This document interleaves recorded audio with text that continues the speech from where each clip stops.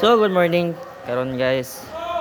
Now may project about sa chemistry na about to know the reactants, which are the elements or compounds that undergo chemical reaction, and what products are formed after the reaction.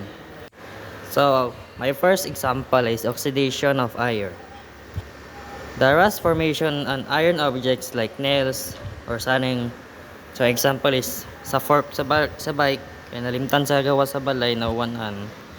Una natayan siya gamay. Then ang chemical equation ari kay ibutang na sa screen kay di kay ko kamao mo pronounce ana. Then my next example is baking soda and vinegar reaction. Mixing baking soda and vinegar to produce carbon dioxide gas. When baking soda, sodium bicarbonate and vinegar, acetic acid mix, they undergo a chemical reaction. Baking soda is a base and vinegar is an acid. When they combine, they create carbon dioxide gas, water, and a type of salt called sodium acetate. This reaction causes bubbling and fizzing, which is why it's often used in science experiments for cleaning. Then my third example is combustion. Combustion is a chemical reaction where a fuel, like methane, reacts with oxygen from the air to produce carbon dioxide and water. When you light a match or a lighter, you provide the heat needed to start this reaction. So when methane burns, it combines with oxygen to create carbon dioxide and water vapor. Then my next example is photosynthesis.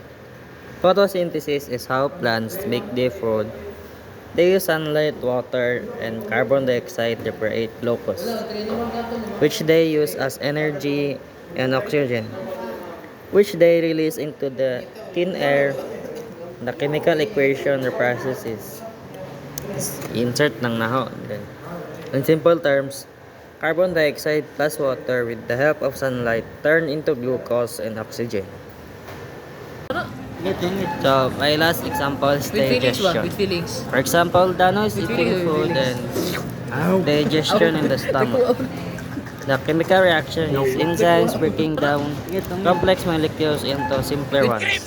Dame tu cosita, dame tu cosita, ay, dame tu cosita, dame tu cosita, ay, dame tu cosita, dame tu cosita, ay, dame tu cosita.